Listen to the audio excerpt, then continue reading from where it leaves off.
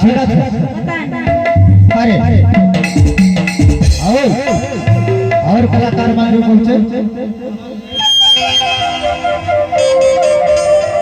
हर मोर पहाड़वा नहीं आए रे अरे मोर पहाड़वा नहीं आए सुनत अरे मोर पहाड़वा नहीं आए आवा का कहाना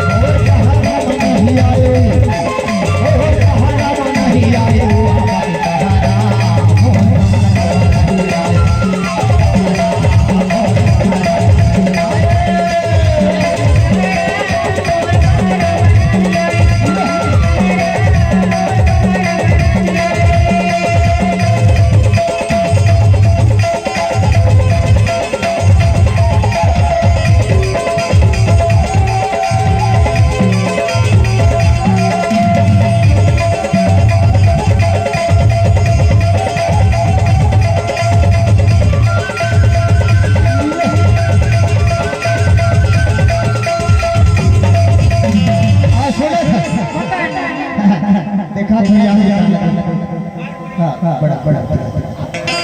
अरे मुझे कह के दादा हमारा रे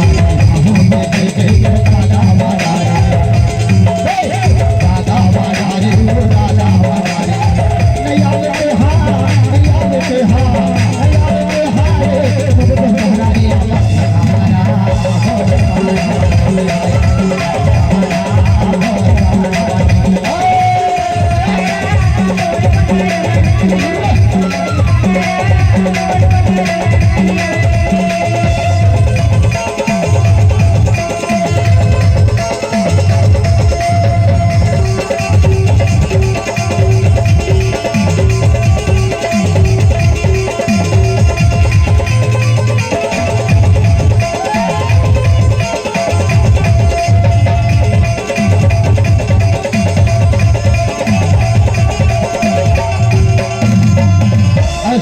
नाराज तो नहीं होगी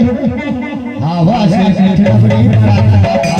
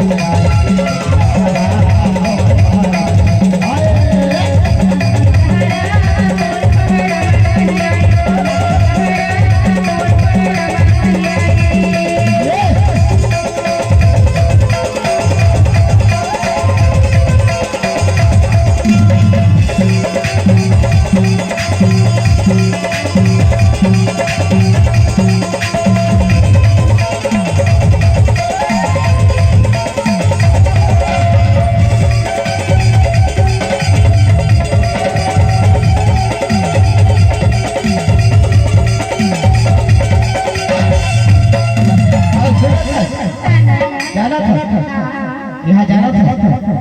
यहाँ मोर दीदी है बहन है मोर भौजी है काकी है काका है सबो जन जाने सबो जन लेके थे राम देखे बाबा से टोरी बाबा से टोरी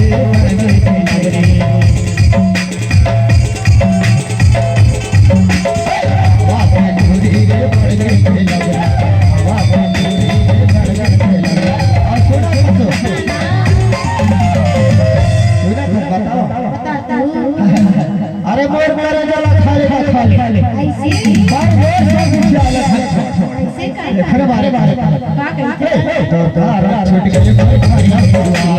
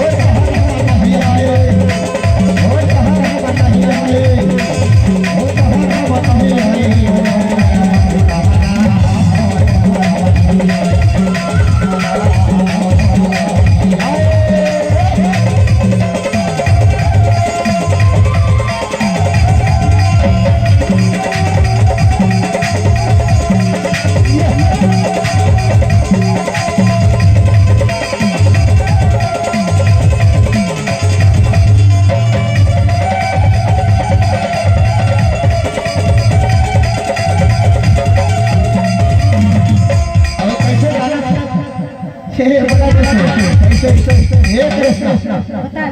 था ईमानदारी से बता दे